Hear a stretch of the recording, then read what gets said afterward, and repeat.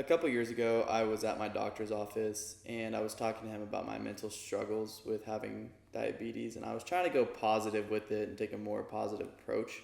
And was saying, man, there's worse things I could have than diabetes. Like I could have a terminal illness or something like that. And he looks me dead in the face and he just goes, I don't know, man. Diabetes, especially type 1, it's a slow killer. When I was 18 years old, I found out that I had type 1 diabetes.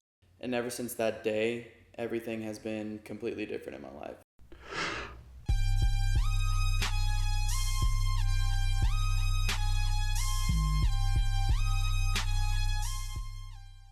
One thing I've realized with having type 1 diabetes is that I will never have a normal day. I can never do normal things.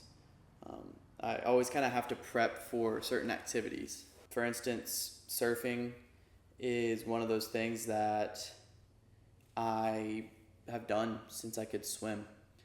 And surfing, because there's so much adrenaline on top of the physical activity that you're doing, it is different in how your body handles it. One moment you could be up in the high range that you need to be for the physical activity, and then within an hour and a half you're low, and you're needing to eat something. You're needing to do something to make sure you stay alive. Hiking is one of the bigger things that I tend to do nowadays.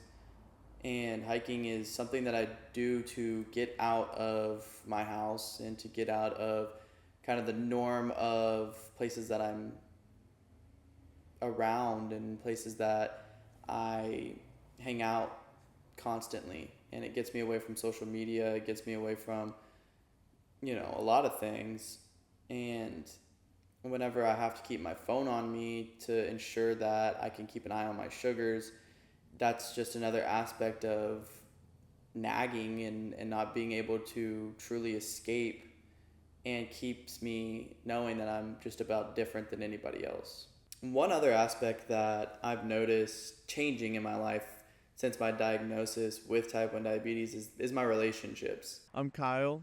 I'm Michael's brother, and I don't have diabetes personally, but I will say I have seen quite a change in the way that our relationship has functioned over the years. Growing up, we would always go outside, play sports.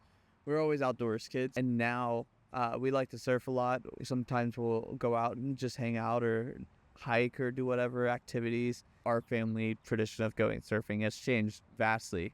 Uh, that's how Michael found out about diabetes in the first place. Was he was going out to surf one day, and he didn't make it all the way out into the lineup to be out with everybody. He passed out on the beach, and it was a scary moment. And I was overseas, so I wasn't there to be there to help out.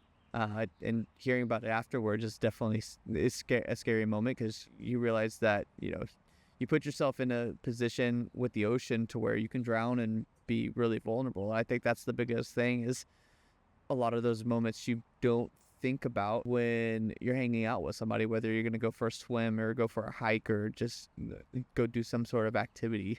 Now it's a lot different, to where if we're going to go surfing, you have to make sure that Michael has enough going into the event, that coming out of it or going into it, he's not going to be super low and run into an emergency while we're out doing something. I've had to learn how to manage different aspects of my life. It's more than just eating.